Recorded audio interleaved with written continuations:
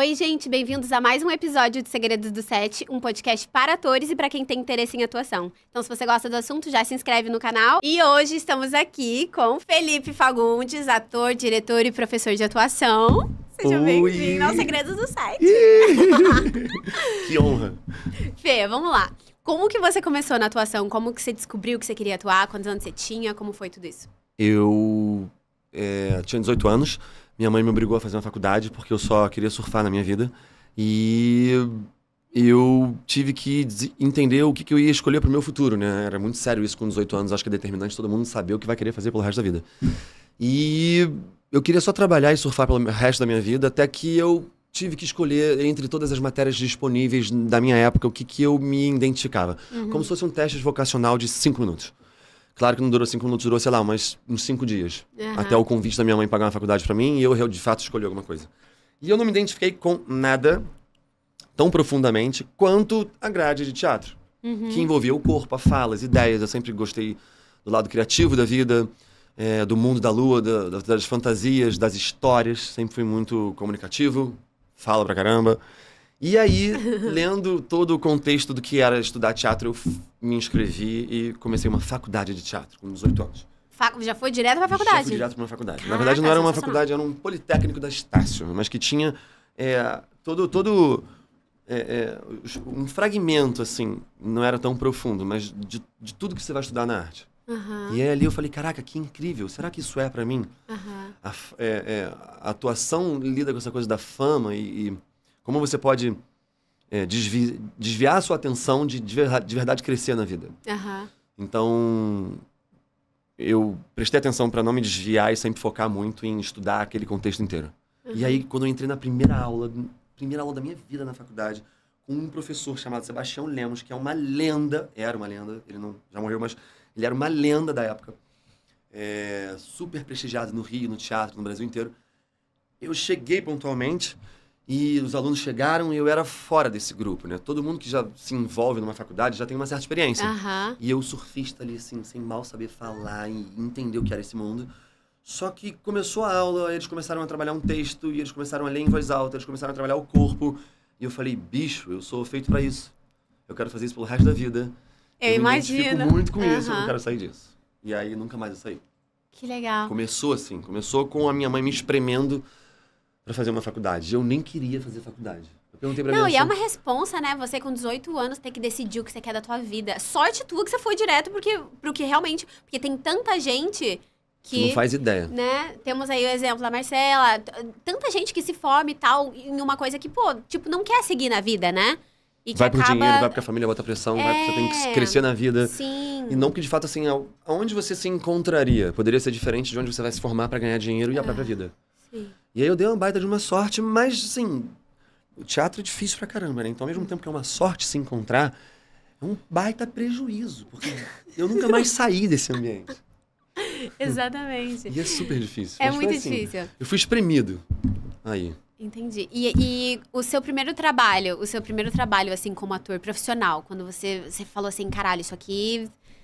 Agora, peguei um personagem, fiz um teste, peguei um personagem, ou, enfim, sem teste, assim, remunerado, assim, que você falou, cara, você quer um trabalho de ator agora profissional. Como que foi, assim, tipo... Uau, porque eu poderia ter uma resposta pronta, mas e agora, por 2 segundos, eu fui mais a fundo e o primeiro trabalho profissional, ouvir isso, mexe diferente com as suas ideias e a sua lembrança. Porque foi na televisão... Não, na verdade, eu já tinha feito teatro antes. Não, o primeiro trabalho profissional foi teatro. Você acha que você não vai ganhar muito dinheiro. E tava explodindo de gente no teatro. Era um espetáculo pro público jovem. Tinham 2, 3 meninos famosos no elenco. Então, os adolescentes inteiros, eles vão, assim, numa enchente no teatro. E foi incrível porque você recebe um envelope com o teu cachê. E do envelope tinha, sei lá, R$2.500. Caraca. E foi o primeiro trabalho profissional. Pô, no teatro? Não, porra, muito maneiro. Foi uma onda, foi o máximo. Ou esse teatro é isso que eu quero fazer o resto da minha vida. Coitado. Mas foi só um primeiro momento, porque a produção era muito bem organizada e tinha essa criatividade de pegar 2 pessoas famosas e colocar dentro das escolas pra ir apresentar um teatro. Uhum. Então, Mas tem muita peça assim, né? Que a galera coloca ali um elenco, pô, maneira e tal. E aí mete alguém ali famosinho e tal, que vai dar um público pra, né, os atores terem um cachê, pelo amor de Deus. Dignidade. Fê, e quais foram as pessoas mais importantes, assim, que você acha que você foi dirigido? Eu amei ser dirigido pelo Oswaldo Montenegro. Foi o cara que eu mais escutei histórias loucas sobre a direção. Ele só perde pro Gerald Thomas, que era um outro diretor que eu sonhava em trabalhar, que não consegui, mas o Oswaldo Montenegro é um cara genial.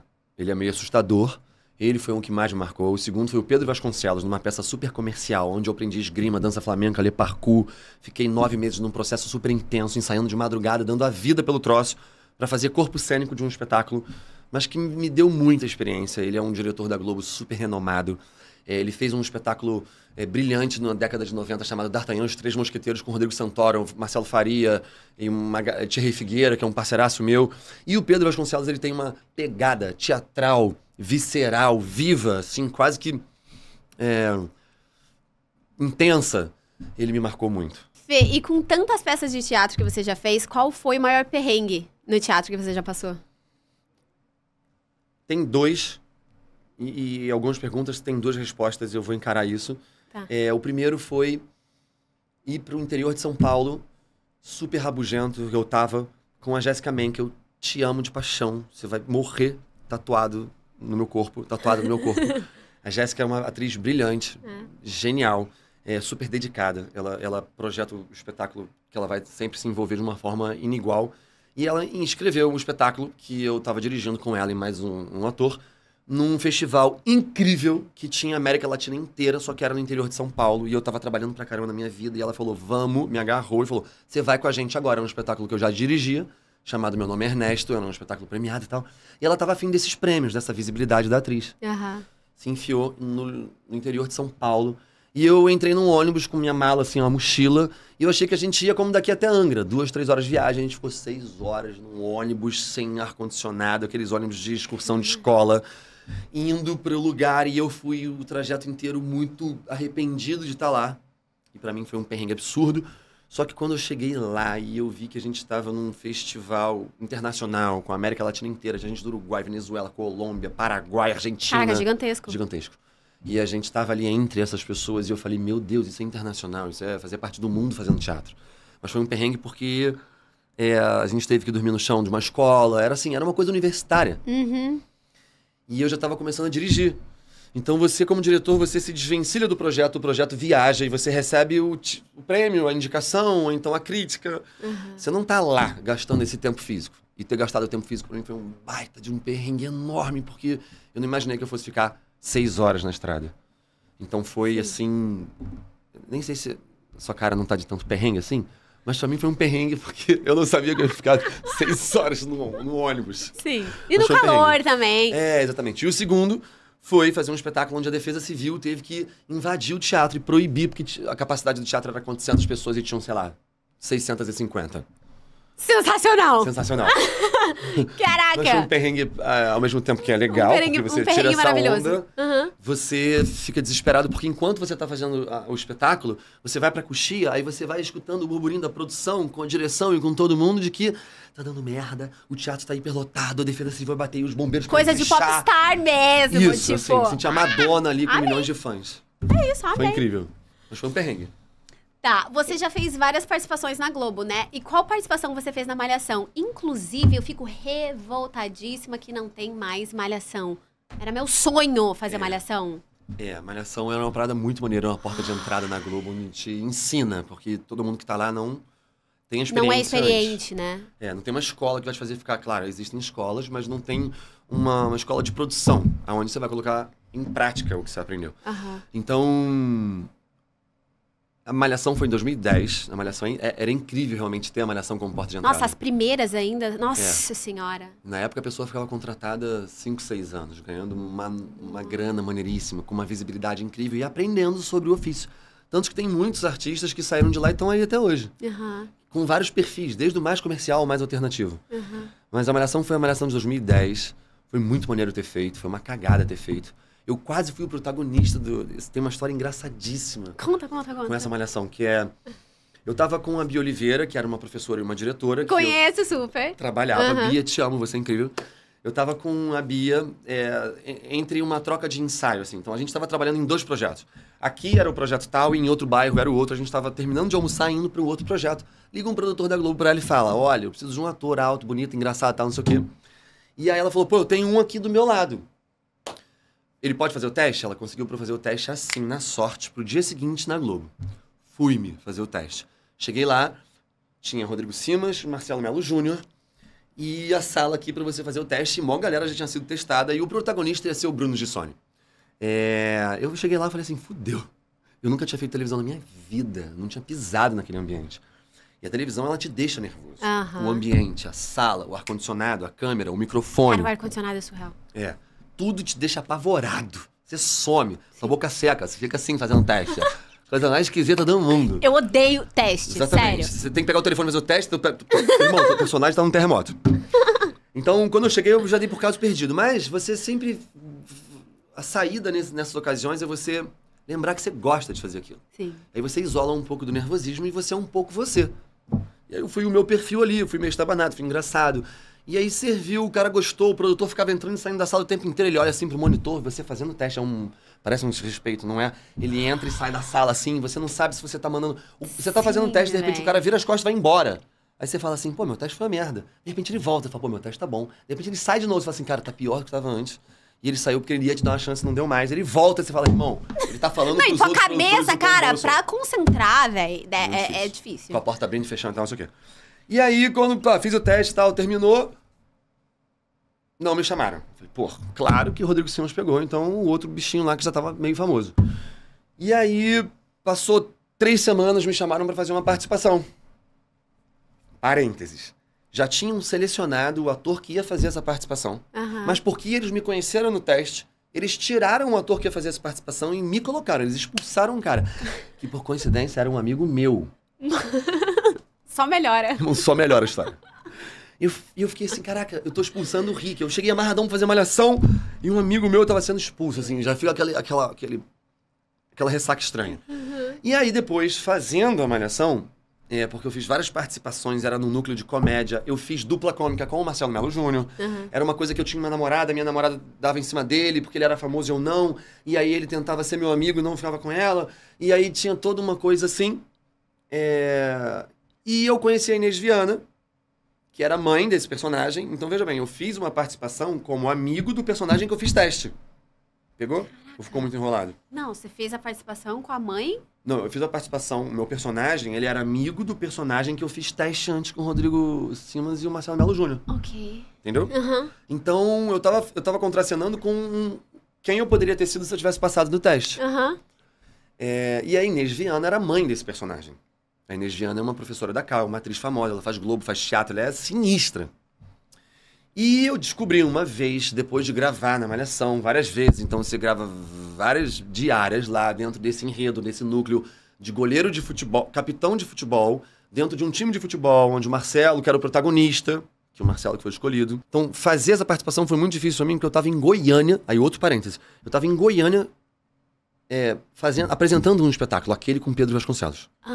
Quando eu recebia a positiva de que eu ia fazer a Malhação, eu tinha que estar no dia seguinte no Projac. Aí eu dei um jeito de sair de Goiânia e me senti o próprio Cauã Raymond, porque você tá fazendo uma peça numa cidade, no estado, e você sai desse estado de avião pra entrar na Globo, gravar e no mesmo dia voltar pra fazer o espetáculo. Caraca. Assim, irmão, só que assim, ganhando 0 centavos. Você ganha um proporcional da passagem que você tá comprando. Aí... Numa dessa de pegar carona pro aeroporto pra voltar pra Goiânia, porque eu fiquei gravando mó tempão, eu tava em cartaz há mó tempão. Detalhe, o diretor da Globo, o Pedro Vasconcelos, ele me sugeriu negar a participação, porque eu iria faltar ao espetáculo um dia. Ah, você faltou um dia? Só que eu não neguei, não. Eu faltei um dia e fui pra Globo. Como é que você vai falar pra um ator negar a Globo, fazer um espetáculo? É complicado. Mas eles falam, eles pedem às vezes pra você abrir mão, e às vezes você tem que abrir mão de um grande sonho de estar na televisão. Não, e às vezes ainda até coloca no nome da arte, né? Não, o que é muito injusto. Pior do que isso, eles falam assim, a Globo gosta quando você diz não. Mentira que eles falam. Ele falou. Você já testou? Eu já tive que dizer não, porque uma vez eu tava em Roraima e o cara falou assim, você tem que estar aqui amanhã meio-dia. E não tem ponte aérea Rio-São Paulo, Rio-Roraima, entendeu? Ah, entendi. Não, e aí eu falei, irmão, eu vou de jegue, mas eu vou. Era uma participação muito importante, só que eu não pude ir. Então eu disse não, mas porque eu tava em Roraima, entendeu? Entendi. Não porque eu falei assim, eu quero negar a Globo. Não que a gente também não negue, né? Nunca tive essa oportunidade de negar, não me chamaram. Não, porque assim, a gente não pode abrir, a gente não pode aceitar totalmente tudo só porque é uma grande empresa. Às vezes não chipa com a tua energia, o troço. Você tem que... O papel, a oportunidade, enfim. Mas aí, pra finalizar, voltando de carona com a Inês Viana, ela me falou que ela que escolheu o ator Marcelo Melo Júnior para o personagem. Tá. E que eles estavam em dúvida entre duas pessoas. Um garoto alto, engraçado, bonito, de cabelo cacheado, que era eu, ou o Marcelo Melo Júnior. E ela escolheu o Marcelo Melo Júnior e ela admitiu isso assim na minha frente. Eu puxei o volante assim, eu puxei o freio de mão. Eu quis... Mentira. Eu achei genial, porque ela é uma mulher branca, o Marcelo Melo Júnior é um homem negro, e ela ia fazer uma personagem da comunidade, mãe de um jogador de futebol em ascensão, que tá ficando famoso, e ela teve a inteligência de ser mãe branca de um homem negro. Ao invés de escolher um homem branco pra fazer o personagem. Então esse foi o critério que fez ela escolher o Marcelo Melo Júnior e não a mim. E eu descobri dessa maneira no carro. E quando eu falei, Inês, o outro cara era eu. Ela, ai meu Deus, desculpa, eu não sabia. Eu falei, nada, Inês, o Marcelo. E assim, o Marcelo, ele tinha muito mais experiência na televisão do que eu. Foi a primeira vez que eu pisei na televisão. É isso que eu ia perguntar. Tipo, ele já era conhecido e tal? Tinha acabado de fazer uma novela por 3 meses, que era Viver a Vida. E fez um grande personagem. Então foi maneiro porque eu fiz uma participação pequena, numa malhação ainda que bombou, que foi a de 2010, com essa história esquisita entre fazer o protagonista, fazer uma participação expulsando o meu amigo e ainda vendo a Inês, que foi a pessoa que fez eu não ser uma estrela hoje em dia.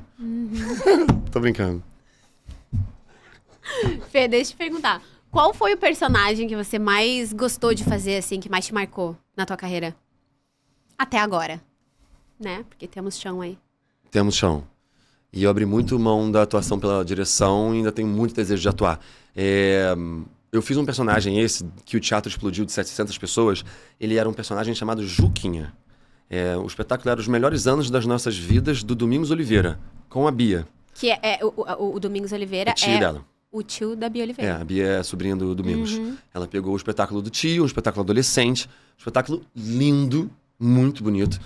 E tem um personagem chamado Juquinha, que ele tem uma condição, ele tem uma síndrome que faz ele não ser padrão com os outros colegas dele. E ele era excluído em vários momentos do grupo, mas ele tinha 2 ou 3 amigos que sempre estavam prestando atenção nele e cuidando dele. E eu lembro que nesse dia que tinham 700 pessoas, como o espetáculo contava a história de um protagonista que é interessante, ativo, proativo, e ele era o excluído, o Juquinha, ele teve uma aceitação maior pelo público do que o protagonista, que era o galanzão.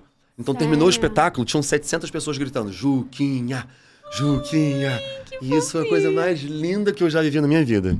Que foi conseguir encantar essas pessoas, uma multidão com um personagem super sensível que tinha vários problemas. E que na vida real, provavelmente, esse personagem sofreria bullying, não seria tão feliz numa sala de aula, não seria acolhido. Não seria acolhido, exatamente. Então ali ele foi pra caramba e o espetáculo terminou com as paredes gritando o nome dele. E a Bia lembra disso e foi muito mágico. Foi muito legal. Caraca. Qual é o passo a passo da sua construção de personagem? O que não pode faltar? Assim, que você... Vamos supor, você pega...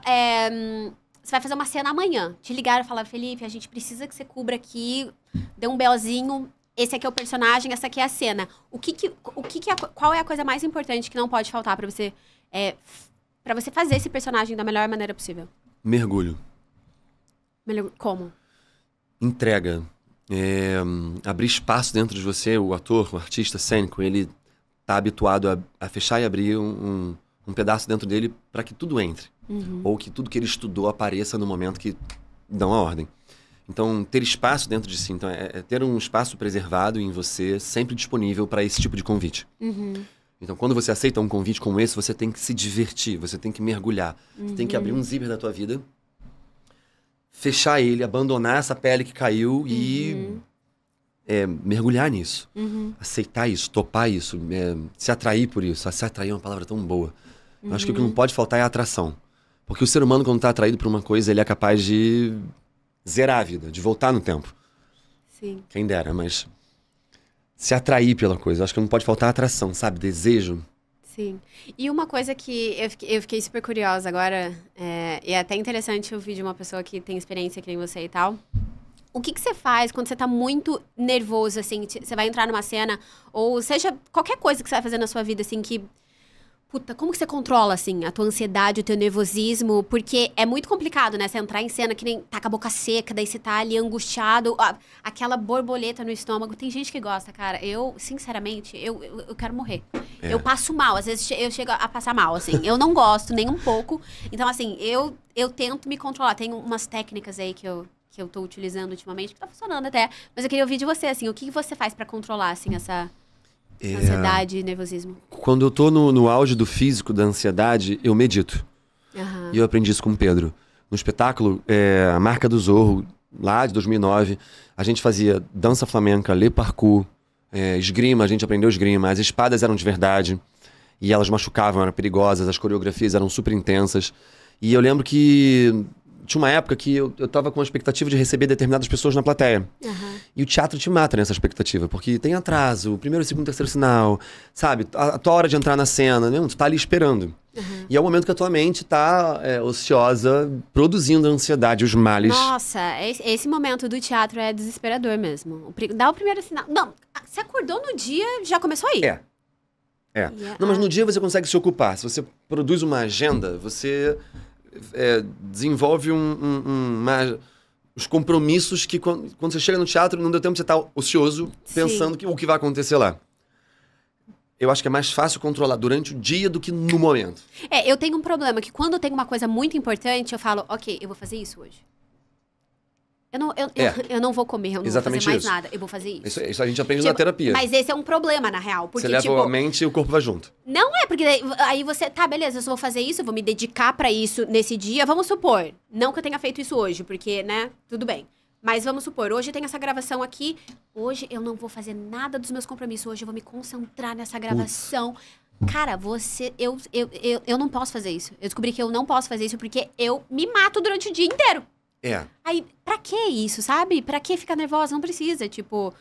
Mas é difícil, né? Eu acho que isso é uma coisa ainda por a gente não ter 20 anos fazendo isso, entendeu? Sim. É como eu dou aula há 10 anos. Então, há 10 anos eu entro numa sala e faço aquilo ali. Então, não existe mais esse ambiente em mim. Mas, se eu for dirigir um filme, vai ter esse ambiente em mim, porque eu não dirijo um filme, não rodo cinema como diretor. Nunca fiz isso um inteiro. Então é esse ambiente que eu não posso dizer, eu vou esperar chegar o horário porque eu vou morrer de ansiedade. Mas se a gente faz isso há 20 anos, aí sim, você vai tomar um café, você vai preencher o tempo até chegar naquele momento. Por mais que tenha um convidado mais importante que te dê essa sensação. Mas com esse espetáculo, com o Pedro, por causa de um espetáculo mais violento, perigoso, uma vez eu estava nessa expectativa, e para o espetáculo ter coreografia física que pode machucar o colega, eu cheguei pro diretor e falei, Pedro, eu tô ansioso, tô um pouco estressado, angustiado, o que eu posso fazer? Ele falou, Filipinho, senta ali num canto, primeiro vai no banheiro, lava o rosto, joga uma água no rosto, com o rosto molhado, senta na beira do palco e medita. Porque o ator sabe meditar. Você aprende a controlar a tua respiração, desde sempre é uma eterna meditação. Então, se você aplica isso naquele momento, tu vence. Cara, a respiração é físico. É tudo. Só realmente a meditação. Só se tiver algo assim, uma emergência, algo extraordinário que eu não contenha. Aí sim, quando você tem muito medo de alguma coisa acontecer, isso acontece, aí tu não vai meditar. Você não vai conseguir. Mas de resto, experimenta. Porque isso te alinha, sabe? Te deixa calmo, potente. Por mais que você pode ser muito nervoso, você vai entrar nervoso. Mas imagina o quão trágico não poderia ser se você não tivesse meditado. Sim. Então a meditação, ela me salva. Uma coisa que eu descobri agora recentemente, quando eu comecei a gravar o podcast, inclusive, eu tava muito nervosa pro primeiro dia. Imagina. E aí... Porque, tipo, o que eu tô fazendo aqui? Eu só tenho 6 anos. Tipo, eu nunca apresentei nada. E aí eu tô aqui entrevistando pessoas, tipo... Eu tava muito nervosa. E aí, sabe o que eu pensei? Eu falei assim, cara... Eu pensei em tudo que eu quero conquistar na minha vida. Eu falei, cara, a Natália, que tá com 50 anos... Ela não tem medo de um podcast. Cara, isso me deu um gás. É se alimentar pela sua própria iniciativa, entendeu? Eu falei, é um podcast. Eu não tenho medo de um podcast. Eu não tenho medo de entrevistar alguém. Eu não tenho... Cara, mudou assim, ó. Tipo, virou uma chave surreal. Te deu alegria, né? Não, total. E confiança, sabe? Sim. Tipo, eu cheguei aqui, né, Marcelo? Cheguei aqui, cara, dominando, né? Tudo. Sensacional. Incrível. E é isso. Eu acho que cada um... Acho que cada um, né, vai achando, assim, o que funciona e tal. Mas a meditação realmente é... Sem dúvida. Eu, como professor, eu falo muito essa frase que você acabou de dizer.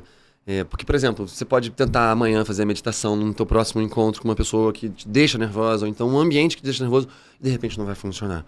Mas se esse eterno curioso que vai... Tá, então se a meditação não funciona, o que é? Será que a água no rosto funciona? Não, também não. Uhum. Eu já sei, é um café antes. Não, um café me deixa mais nervoso ainda.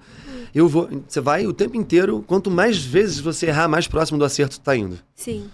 Então, o resiliente que as pessoas falam, né? Uhum. Da profissão é justamente isso. Porque é muito difícil encontrar. É você se conhecer, né? Você aprender o que funciona pra você e o que não funciona. Porque às vezes o que funciona pro outro não vai funcionar pra você. Mas confesso, eu até eu consegui encontrar a pergunta, a coragem pra fazer a pergunta pro diretor, a resposta que me deu a minha base, eu fiquei muito nervoso. Eu entrei muito mal em cena várias vezes. Eu me arruinei, fracassei várias vezes, muitas, assim. Desde sarau na faculdade, a estreia com o meu tio na plateia, a estreia dia 1º de janeiro com a Globo inteira. Eu não tô falando da parte artística, eu tô falando da parte jornalística. Só faltava o William Bonner lá, assim, no dia 1º com essa peça. Então, é a experiência também, é a iniciativa de errar, de topar, de tentar. De rir de você mesmo, dizer, pô, eu tenho que melhorar aquilo ali. Uhum. Mesmo sendo muito difícil, né? E, cara, errou. Na teoria é mole. Errou. E aí, sabe? Tipo, qual é o problema? Acho que a gente se cobra muito, né? Eu preciso ser perfeita. Por que você precisa ser perfeita? Tipo, ninguém começou perfeito. E tá tudo bem. E às vezes o que você tá fazendo tá salvando uma pessoa, inspirando uma pessoa, fazendo uma pessoa refletir. E você tá igual um louco se criticando. Ao invés de dizer, pô, parabéns, você começou alguma coisa. Não, e isso é fato. A gente sempre tá inspirando alguém. Sem dúvida. Sempre. Sem dúvida. Interessante. Fê, eu tenho uma pergunta pra você. Você tem alguma área preferida, tipo teatro, TV ou cinema? Entrei muito em crise quando eu entendi que a gente iria ter que responder isso, porque a pergunta, ela poderia... A gente faz essa pergunta, eu já fiz essa pergunta. Eu fiz essa pergunta pro Zé Wilker. Eu perguntei pro Zé Wilker assim, amado Zé Wilker, eu falei, qual é a diferença entre televisão, teatro e cinema? Ele foi meio ríspido na resposta dele, mas eu também já fiz essa pergunta. Só que assim, Qual foi a resposta dele? Eu perguntei assim, qual é a diferença pra você fazer televisão, teatro e cinema? Ele fez assim... Como assim, pô? Você faz igual. Aí o Antônio Fagundes estava do lado dele assim na hora. A palestra era com o Antônio Fagundes e o Zé Wilker. E aí eu fiz essa pergunta pro Zé Wilker. E ele respondeu meio assim, porque eu acho que ninguém nunca tinha perguntado isso pra ele. Uhum. Porque pra mim tem uma grande diferença. Você tem uma câmera aqui em você. Você tem uma câmera ali em você. Se tem 400 pessoas te assistindo, tem uma diferença. Tem. Só que ele tem um poder de concentração de cagar e andar para essa diferença. Uhum. E é uma geração também que talvez não tenha estudado a televisão que nem a gente estuda. Uhum. Então ele respondeu assim, não tem diferença nenhuma. Uhum. Mas pra mim, eu gosto mais do teatro. Mas eu gosto do resultado da televisão e do cinema, porque se ver em cena e conseguir alcançar uma coisa diferente de você e se reconhecer como diferente do que você é, sabendo que foi você que fez aquilo e encontrou aquele lugar, é extraordinário. Não existe nada maior. Então, assim, meu sonho é me ver com meu rosto gigante, assim, ó. Enorme, assim. Tipo, vou aloprar. Gigante, num filme, fazendo as pessoas chorarem, terem raiva, pensarem a respeito, economizarem, descobrirem... Foi mal, galera do podcast. Descobrirem coisas sobre si, porque a gente ficou há anos se dedicando pra isso, em levar informação. Isso você diz na TV e no cinema, né? Eu gosto mais de fazer... A sensação de fazer é o teatro. O teatro ele vai ser pra sempre o sagrado. Uhum. A televisão e o cinema, pra mim, é um veículo real potente de comunicação. O teatro são 400 pessoas, a televisão, o próprio Fagundes fala isso, são, sei lá, 25 milhões de pessoas que vão te assistir. Sim. Pra você atingir essa quantidade que TV e cinema atinge, você vai ter que fazer muita sessão. É isso aí. Muita sessão. Sim. Então, o efeito que a televisão causa em mim e a TV... Caraca! Uma vez eu me vi num curta, que era do Vitor Frade. Eu era o antagonista do curta. E eu nunca vou esquecer disso. Tipo, um close meu, assim, dos meus olhinhos juntos, assim, sabe? E... Foi um impacto pra mim assistir na pré-estreia o filme. E eu lembro que enquanto eu tava assim, meio atordoado com tudo, sem saber se eu tinha gostado ou não do que eu tinha assistido, um cara veio em mim e falou assim, você é o ator, né? Que tava ali. Eu falei assim, sou. Aí ele, eu amei, cara. Pô, foi muito maneiro. Aí eu tava assim, meio travado, eu fui ouvindo ele, fui amolecendo e fui curtindo aquela ideia. E aí eu gostei de mim, de me ver, de me aceitar da maneira com que eu antes não estava me aceitando por estar me criticando. Você diz a maneira como você estava se vendo, porque tem gente que se critica muito, né? Você assiste e fala, ai, não, mas olha isso, olha... E não sei o que, fica se criticando mesmo. Você tem problema em se assistir ou não? No início eu tive como todo ser humano normal. A gente se olha e pensa, meu Deus, meu nariz desse tamanho, meu cabelo, não sei o que. De repente, você é bom em cena. De repente acontece a cena, a parada flui e você percebe que é muito mais interessante ter uma boa ideia em cena, ser verdadeiro em cena, do que se preocupar com a tua imagem. Uhum. Então eu posso me achar feio desse ângulo, mas de repente eu falo algo tão interessante, tão genial, e meu personagem tá tão vivo, vivendo algo tão bonito, que de repente as pessoas não vão me ver como eu me acho feio nesse ângulo. Tô dando exemplo porque eu me acho lindo nesse ângulo. Uhum. Autoestima de milhões. Não, é a aceitação da imagem, na verdade. É a ideia de não ligar pro que tá acontecendo e sim focar de verdade naquilo ali, entendeu? Então a resposta eu prefiro teatro. Tá. Mas como eu não consigo me ver no teatro e o teatro filmado é uma bosta grandíssima, eu amo o efeito que causa me ver na televisão e no cinema. Legal. Eu já fiz cinema, enfim. Muito legal, porque o que você falou também que às vezes, você não tá bonito em cena, mas nem sempre você vai estar também, né? Porque imagina, a Grazi Massafera, que fez a Verdade Secreta. Falou tudo. Você não vai estar bonito, então mas que entrega ali Mas é difícil a gente aceitar no início, porque aí que você entende, você tá ali pra quê? Pra carregar uma ideia. E como é que essa ideia tá? Ela tá feia ou tá bonita? Porque essa vaidade, ela entra em outras... Ela entra no efeito moral da cena. Que eu não vou conseguir ser sujo, eu não vou conseguir falar um palavrão, eu não vou conseguir fazer algo que a minha cultura não permite, a minha educação não permite. Então, esse desmembramento da imagem para você focar no que é realmente real é o efeito que a televisão causa em mim. É me ver e não me reconhecer. E dizer, caraca, bicho, se eu fosse um assassino, eu ia ser assim. Então, se eu fosse um... É muito legal. Isso é muito... Ai, o teatro é complicado porque não dá pra assistir mesmo, né? Aí você fala, putz, como será que eu fiz? O que você tem ali é a resposta do público. É a única coisa que você tem. Se o público... E você tem que confiar nele. É isso aí.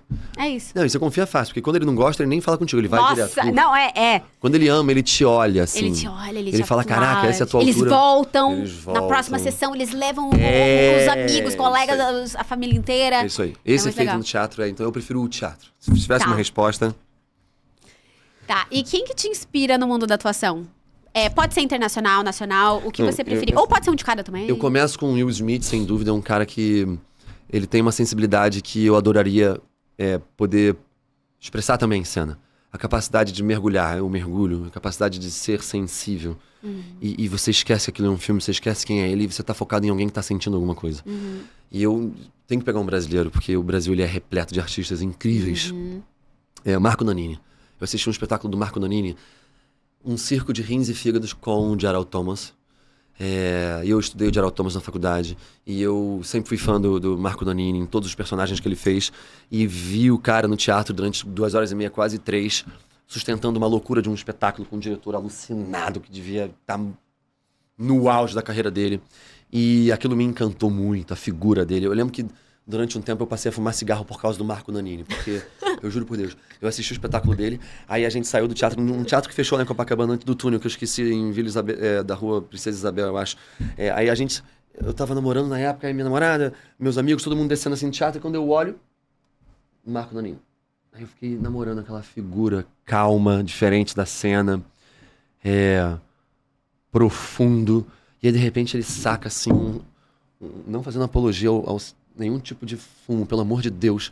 Mas eu fiz essa loucura. Não fumem, não fumem. E aí ele saca assim um Marlboro vermelho, tira um cigarro, sozinho, sem ninguém.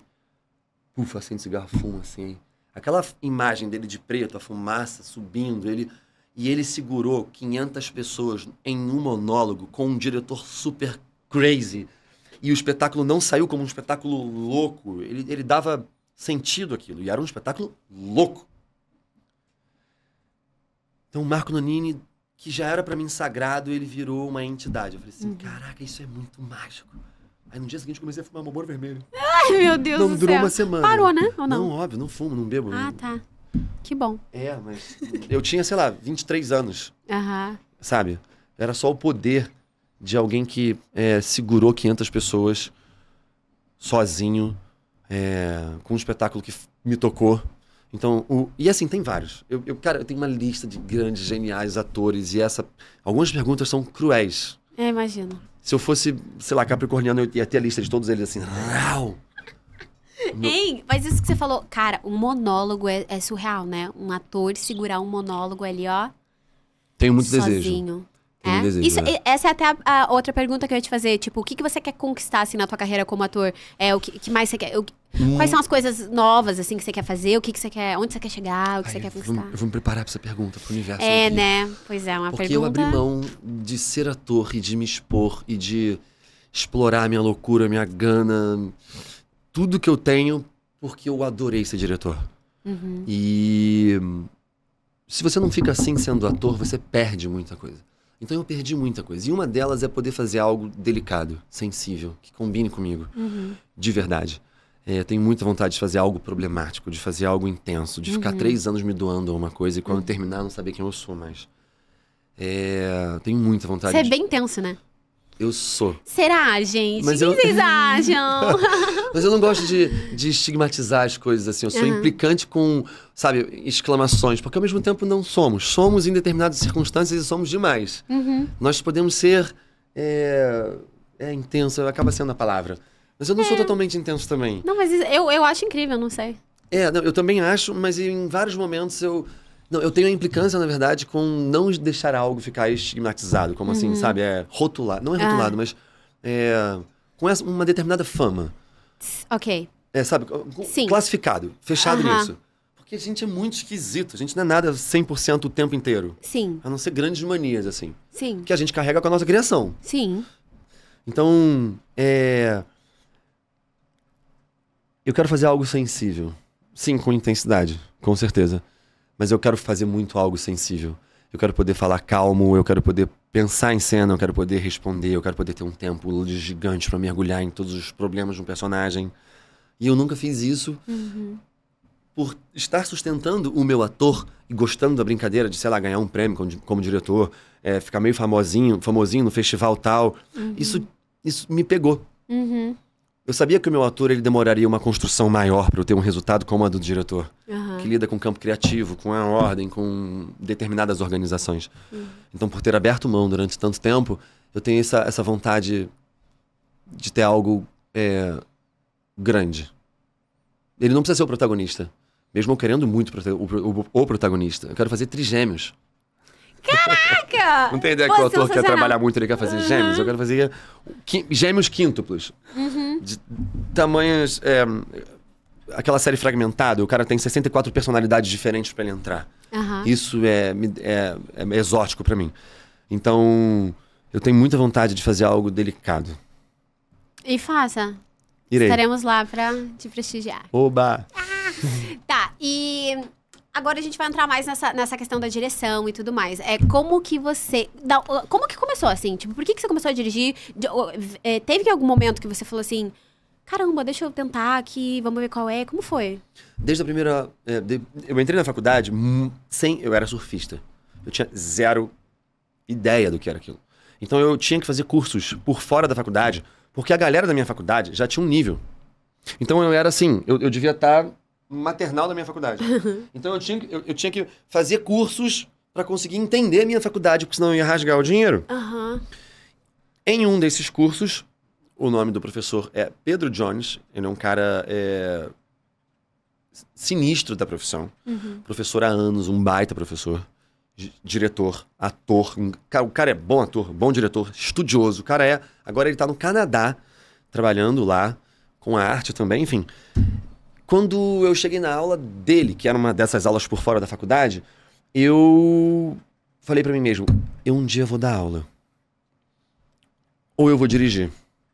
Mas a ideia de dar aula veio primeiro. Mesmo eu não sabendo nada, bulhufas sobre aquilo. E aquilo me ficou na cabeça. Aí terminou o processo de 6, 7 meses com esse professor. No final do processo ele falou assim, um dia tu ainda vai dirigir. Ele já viu isso em você? Ele pescou. E aí, aquilo ficou na minha cabeça. Quando eu fiz 21 para 22,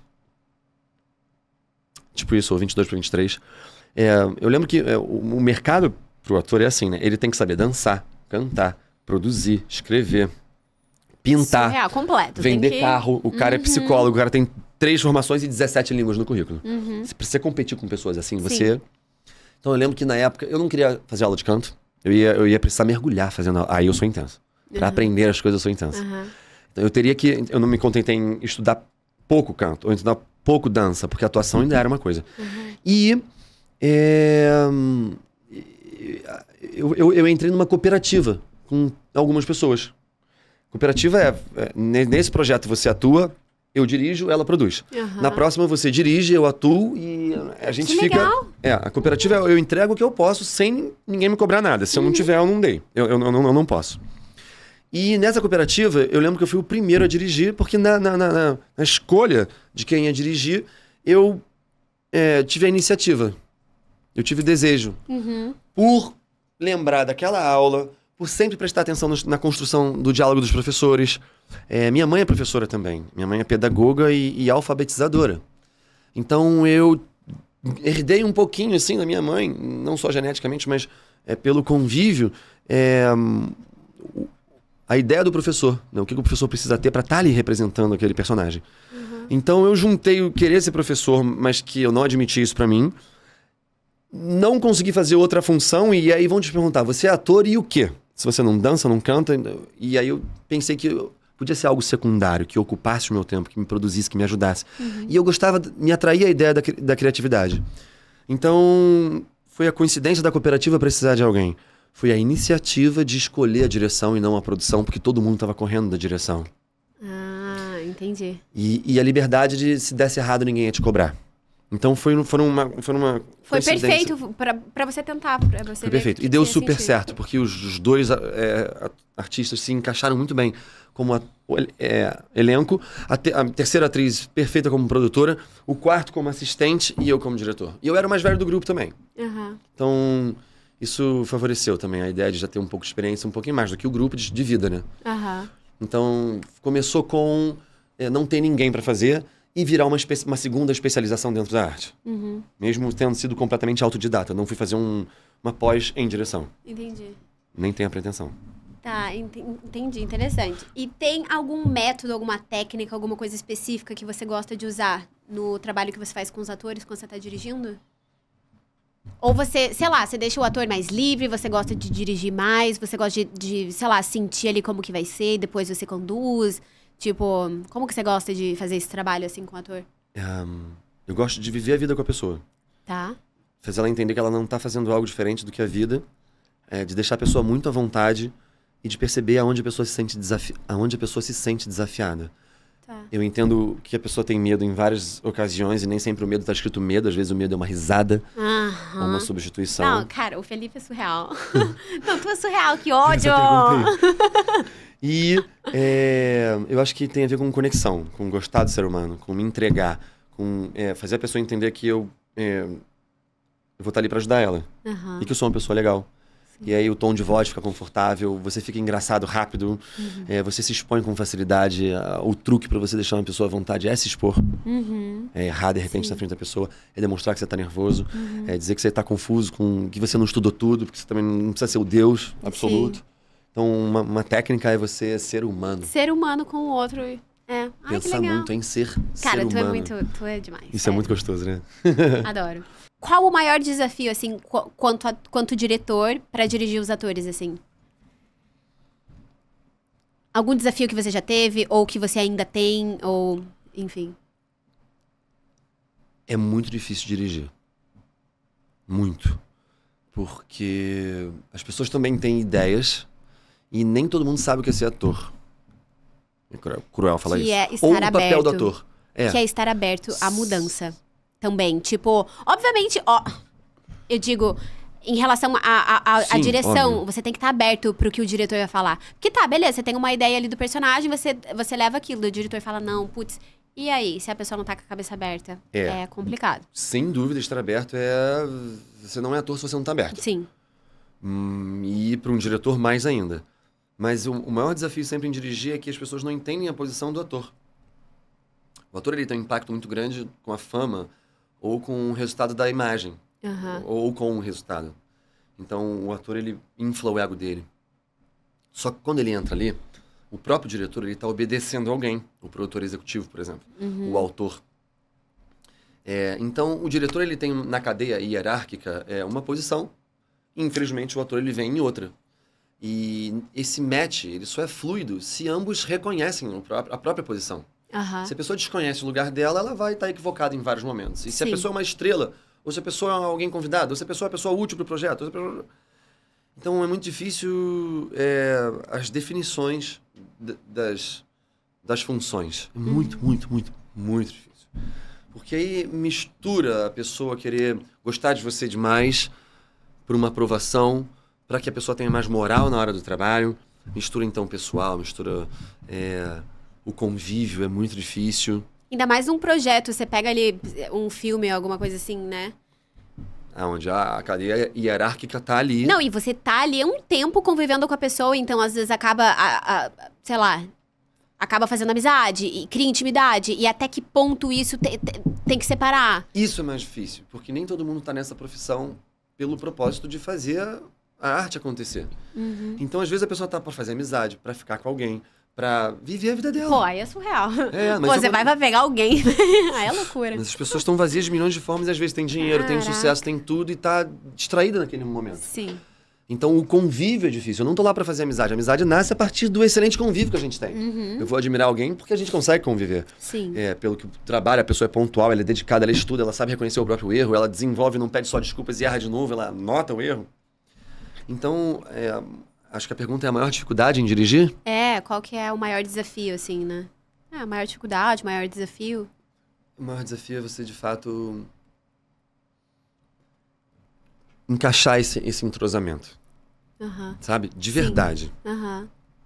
Se ele não tá feito, bem feito, você tá sempre preocupado.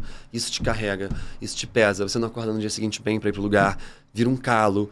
E aí, caraca, nessa engrenagem, onde você é uma peça de um todo, o todo não acontece se essa peça não tá no lugar certo. Sim. E aí você tem que dizer isso pra pessoa porque você é o diretor. Você tem que falar, tem que saber se posicionar, não, tem que deixar muito claro. O mais difícil é, às vezes, você ser autoritário como o diretor tem que ser. Sacou? Você vai fazer isso porque eu quero. Isso é o mais difícil pra mim. Porque às vezes eu provo pra pessoa que a ideia dela não tá boa pedindo pra ela fazer. Isso eu aprendi com o Pedro. Eu era um ator que, ao invés de colocar um caco, eu peço licença pro diretor. Eu posso fazer isso em tal momento? Aí ele sempre tava tomando um Red Bull, fumando um cigarro de palha. Ele olhava pra mim profundamente assim e falava assim, faz, Filipão. Aí eu fazia, aí ele cortava. Mas ele deixava eu fazer. Genial! Genial. É isso. Então eu tive que aprender isso com ele pra entender. Porque às vezes você fala não... E aí a pessoa fica muito sentida com isso. Então, o maior desafio é, de verdade, ser Mas essa é a questão do ator também, né, cara? Que os atores têm que entender isso. Tipo, parar de levar tudo pro pessoal. Tipo, ficar chateado. Vamos lá. Sabe? Tipo, tá todo mundo dando o melhor ali pra aquele projeto sair. Mas no resultado final, o ator brilha. E aí, então, o ator entra em cena achando que ele tem que brilhar. E ele não tem que brilhar e fazer o posicionamento dele. Se ele faz o posicionamento dele, ele tá lustrado, ele não tá brilhando. Não, se ele fizer a coisa certa, ele vai brilhar. Porra, faça exatamente. Coisa certa. Pelo amor de Deus, se põe no seu lugar. Então, a maior dificuldade é encontrar pessoas que não sabem o próprio lugar. Ai, imagina. Imagina. Se sente humilhado como diretor. Eu já dirigi o meu tio. A gente tava refazendo um espetáculo e que já tinha tido uma edição. E eu pensei em colocar a voz em off do meu tio. Então, eu acharia maneiro a pessoa estar no teatro e, de repente, escutar uma voz conhecida. E ficar, sabe... Só um adendo. Antônio Fagundes é o tio dele. É uma pessoa que tem uma voz muito conhecida. É. E aí eu ia usar a voz dele para que, enquanto a pessoa estivesse vendo a cena, ela soubesse quem é aquela voz. E passasse a noite inteira tentando lembrar quem é aquela voz. Que nem quando você tá, assim, num lugar na rua e você escuta a voz dublada do Batman. Ou de um outro personagem e fala assim, gente, eu conheço essa voz. Sim. E aí, cara, é óbvio, o Antônio Fagundes. Eu lembro que do caminho que eu tive de possibilidade de dirigir ele até o estúdio de gravação de voz, né? Eu fui conversando com ele, assim, dizendo quem era o personagem, como que ele tinha que dizer. E ele... Deu 3 segundos, abriu o áudio, ele, pum, fez. Ele fechou a parada em 30 segundos e foi embora. Caraca. Foi a primeira vez na vida que eu me senti dirigindo alguém. De resto, nunca dirigi ninguém. Mentira, a Jéssica eu dirigi também. Jéssica, você. Lucas Salles também, Vitor Lamoglia. Uma galera famosa, senão eu tô fugido depois. Eles vão te cobrar. Nada, eles amaram o meu estilo. Tem alguma experiência incrível, assim, que, como diretor, que você gostaria de compartilhar com a gente? Tem 2. Uma muito marcante, de um espetáculo que eu dirigi, chamado Meu Nome é Ernesto, com a Jéssica Menkel, Arthur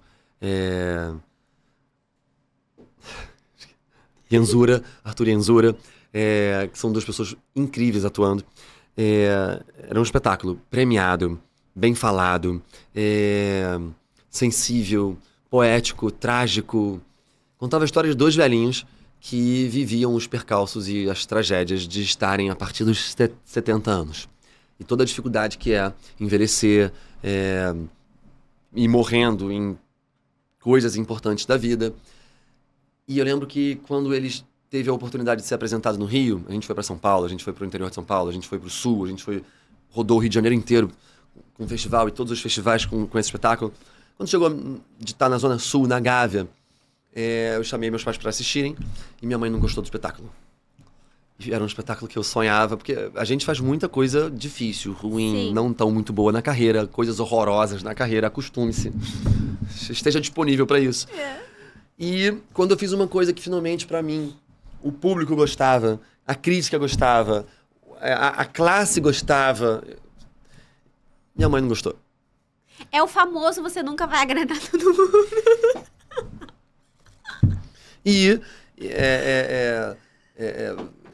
mostrava uma sensibilidade da época da vida das pessoas que mexe muito com o pessoal. Então, eu nunca perguntei pra ela, posso perguntar por que dela não ter gostado. Respeitei muito a opinião dela, porque ela é a minha maior crítica e ela puxa o meu nível, isso é incrível. Tem que ter autoestima pra ser filho dela. Mas isso me marcou muito, porque era um espetáculo que queria mostrar pros meus pais. Sim. A E obra, você queria que eles gostassem. a obra da minha vida de me sentir, sabe, me afirmando. Sim. Ela tem o direito dela de não gostar, tá tudo bem. E a segunda coisa que me marcou como diretor foi um espetáculo chamado Eu Sou João Gustavo. Onde quem escreveu foi o Lucas Salles. E na época, nessa cooperativa, eu explicava para os garotos que não é tão interessante você ter 10 funções em um projeto e você fazia as 10 funções. Que em um time, cada um tem uma função e a gente se contenta em fazer muito bem a própria função. Sim. E que eu não queria esconder o nome do Lucas por ele ter escrito o texto. Uhum. Mas, ao mesmo tempo, ao mesmo tempo, eu queria ter um time grande. Eu queria ter uma representação de um grupo.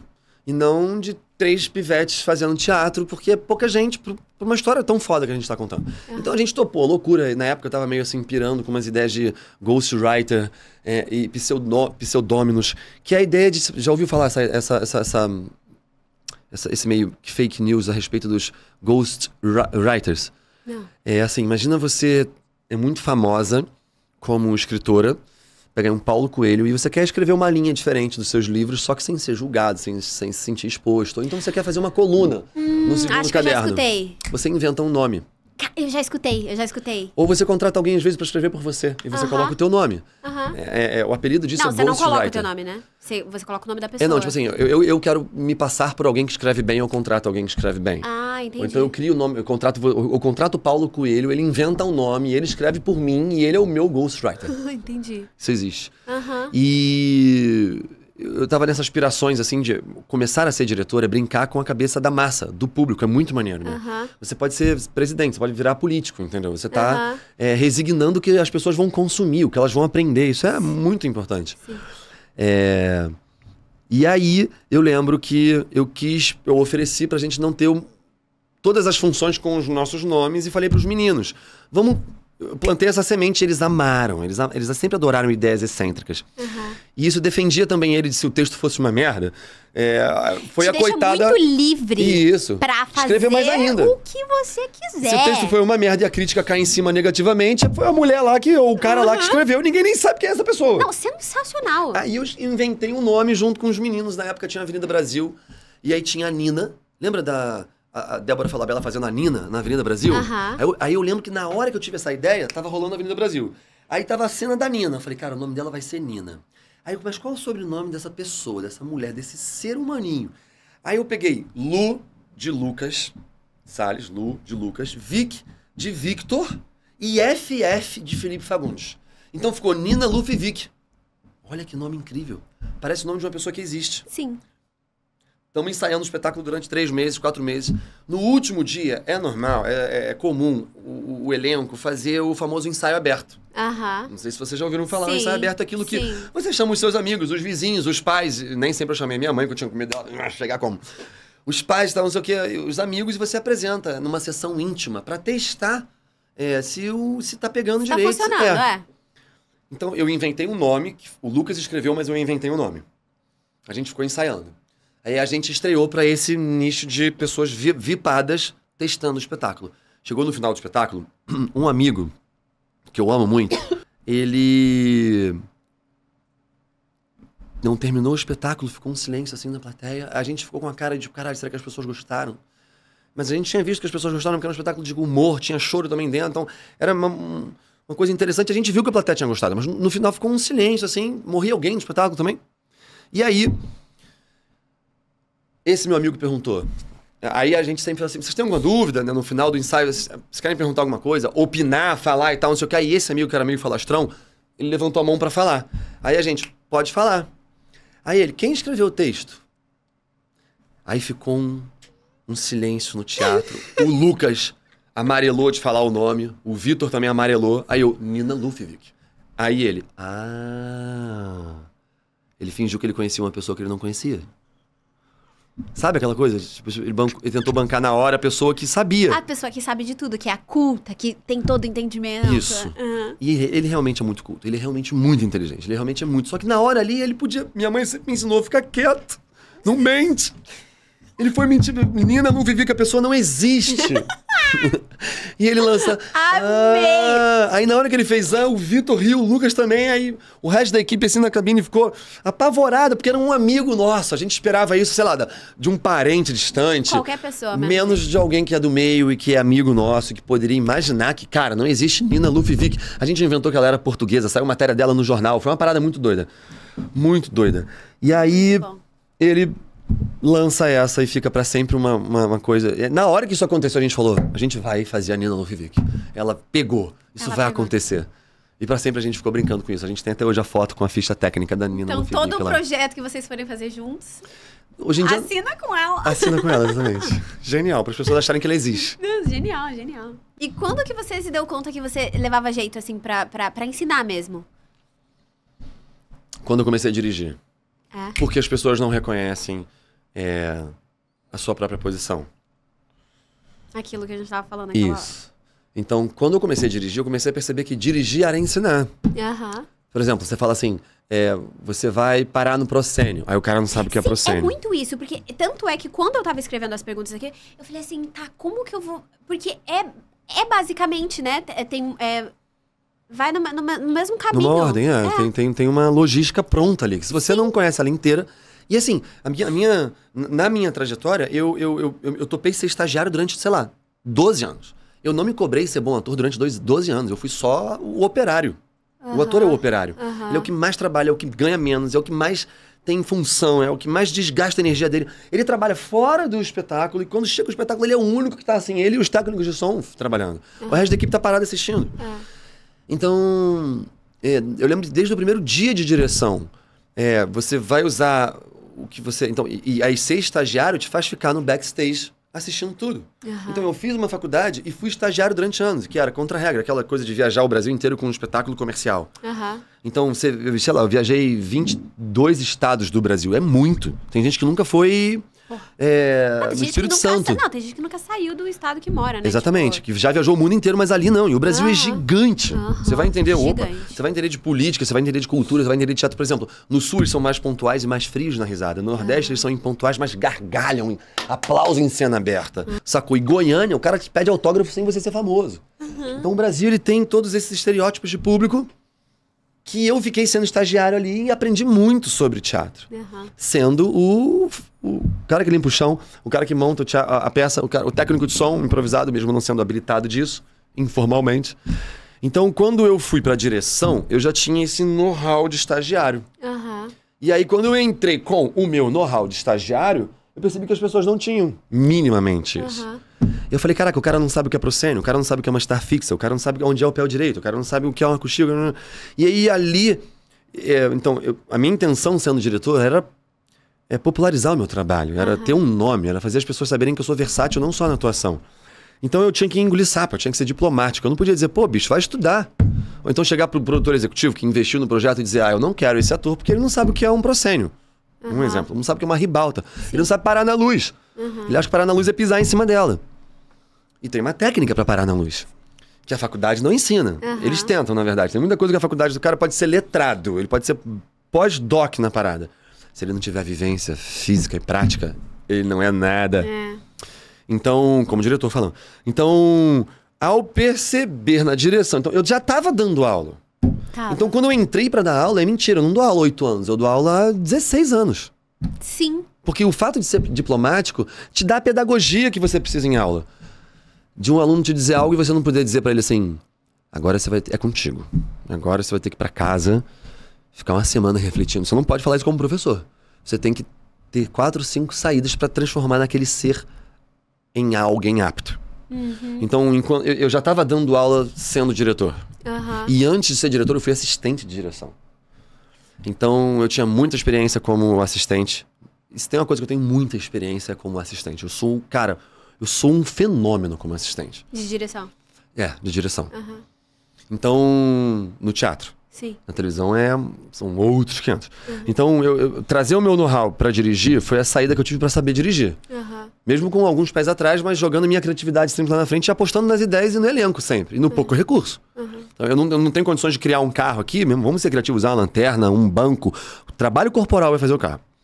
Então, quando você tem que ensinar a nomenclatura e tudo mais, o que o meu know-how já tinha me dado, e eu topei dentro desses 12 anos, ficar à mercê da minha família não entender porque eu não tô ganhando dinheiro. Então, outras pessoas fazem uma faculdade. Cara, dá 1 ano, a pessoa tá sendo remunerada num estágio. Ela tá ganhando no mínimo a passagem e o almoço dela pra colocar em prática o que ela tá aprendendo. No teatro, bicho, você tem que trabalhar com alguma coisa por fora pra você conseguir se manter naquele lugar. Então, quando eu comecei a dirigir, eu tive o insight de que eu ia virar professor mesmo, sendo a coisa que eu mais detestava na face da terra. Mas também é uma coisa muito boa porque continua dentro da sua área, né? Porque tem pessoa que, beleza, preciso ganhar dinheiro, vou fazer, sei lá, uma faculdade de tal coisa. Exatamente. Sim. Você tá dentro da sua área. Sim. Eu vou aproveitar o teu corte. Não, corta pra ela de novo, foi mal. Pra eu beber o café com a xícara que não é dela. Não, pode tomar. Aí corta pra cá e eu volto tomando assim. Sim, exatamente isso que você falou. Pronto, respondi a pergunta, na real. É isso, respondeu. Fê, como que você faz pra lidar com os alunos que só vão estudar, vão fazer teatro, ou vão, enfim, estudar, fazer algum curso com você, que só querem receber elogios, ou que não recebem bem as críticas? Que não conseguem escutar as críticas e não aceitam, ou acham, enfim. Uau! Que incrível, porque... você nota de cara quando a pessoa ela tá em outro lugar que não seja disponível para fazer essa aula, que por consciência dessa pessoa tem todos aqueles exercícios e que a pessoa foge do propósito em busca de um benefício, de uma recompensa, né? Para autoestima, se afirmar no ambiente. Tem muito isso às vezes. O aluno ele não tá preocupado com a cena, com a câmera, com o que você está pedindo. Às vezes o desafio é muito mais simples e o aluno está afim de ir muito mais longe e você está testando a atenção dele para ver se ele fica no simples. Ele tem que fazer o que estão pedindo. Sim. E eu nem sou um cara que quando peço uma coisa sou rude, eu não costumo ser ácido. Eu acabo sendo conquistado pela pessoa só porque ela já está ali, para mim eu me sinto conquistadíssimo. Então eu vou tentando provar para a pessoa que existe um ambiente em comum que todo mundo tem que estar no mesmo lugar. E se a pessoa não está, eu vou tentando mostrar com delicadeza a realidade dela. E eu tive uma educação muito rígida, eu não sou mal educado com ninguém. Às vezes, pelo contrário, eu me coloco em segundo lugar coloco uma pessoa na minha frente, assim, em ocasiões, por medo até de repente, tratar uma pessoa mal, em público ainda. As aulas hoje em dia são a varejo, são 30 pessoas dentro de uma aula. Sim. Então, eu acho que, com delicadeza, quando você pega uma pessoa que está distraída do propósito real, com foco em outro lugar, se você apresenta de forma muito cruel a realidade dela, ela só volta em 2, 3 semanas quando ela se curar dessa depressão. Sim, mas é isso, né? Eu acho que cada um tem o teu tempo também. Cara, se você não consegue ouvir a verdade ali e tal, tá no lugar errado. Você tá no lugar errado. Porque exatamente. se você quer receber elogio, tipo, cara, é muito legal receber elogio, óbvio. Lógico. Mas se você quer só ser elogiado e não quer melhorar, não consegue receber crítica, arruma outra coisa pra fazer. Não, aqui agora entre a gente pode fazer. Desiste. Sim. Sacou? Você Desiste. não serve pra coisa. Não você não serve. devia estar aqui. Eu vou falar bem firme. Você não devia estar aqui.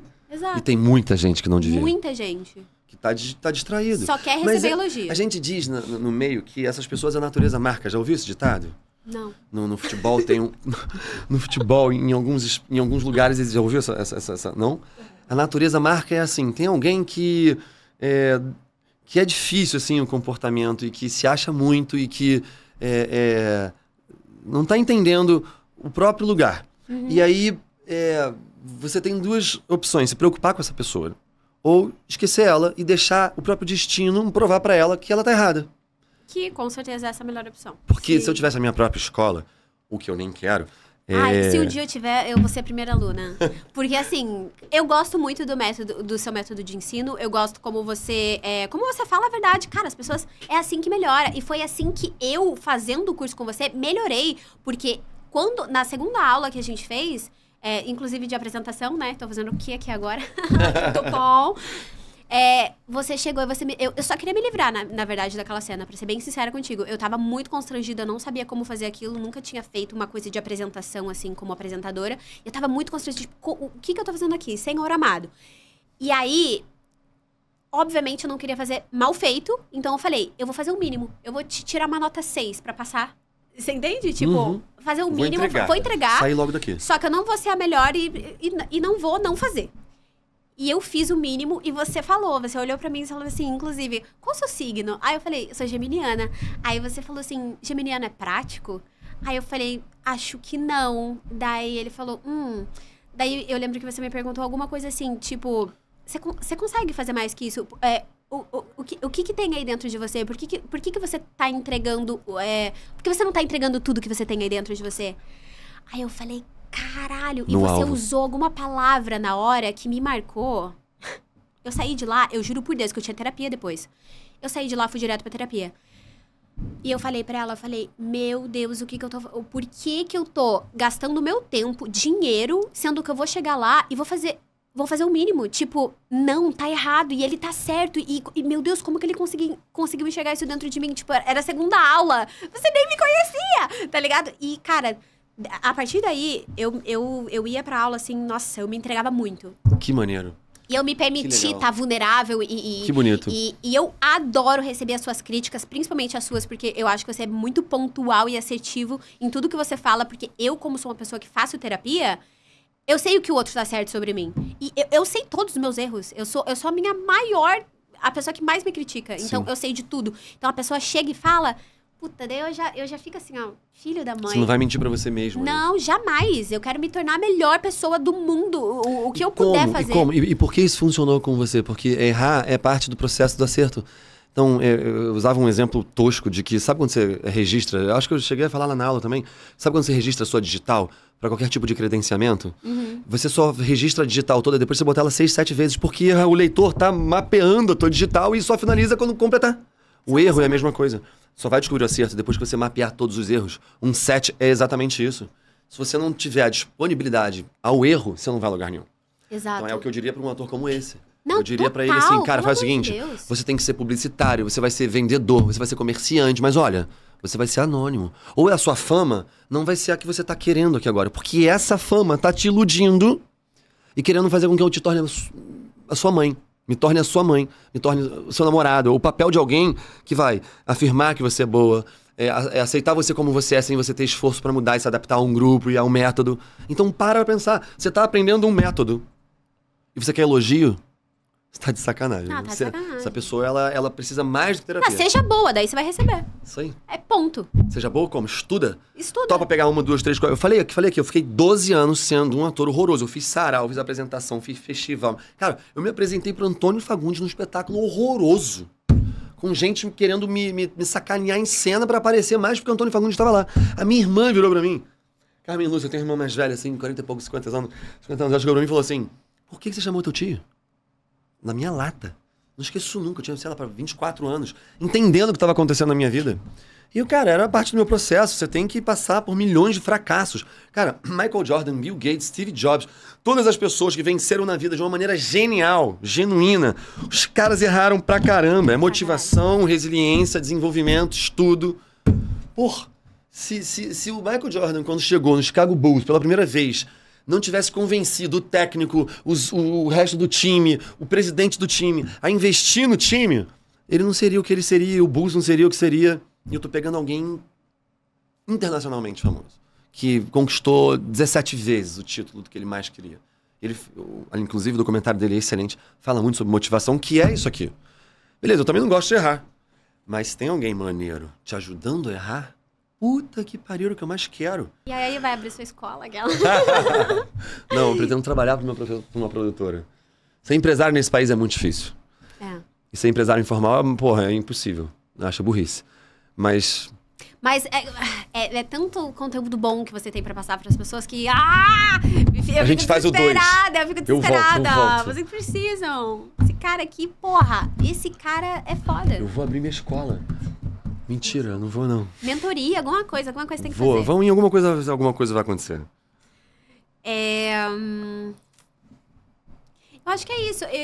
Uma coisa que eu queria te perguntar é isso. Tipo, se você tiver que dar um conselho pros atores que estão começando nessa carreira, qual seria? Se entregar. Pra se entregar muito e aceitar. Acho que se entregar é clichê, é óbvio, é nítido. Nada dá certo se você não se entrega. Mas dentro de se entregar está saber se aceitar. Uhum.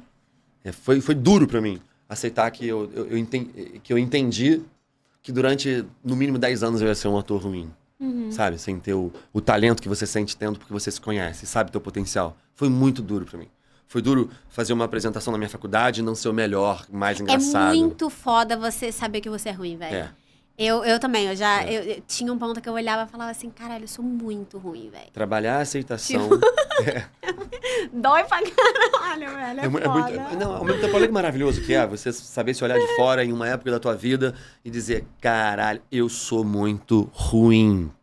Não, mas eu lembro que eu tive um professor que ele falou bem assim, para de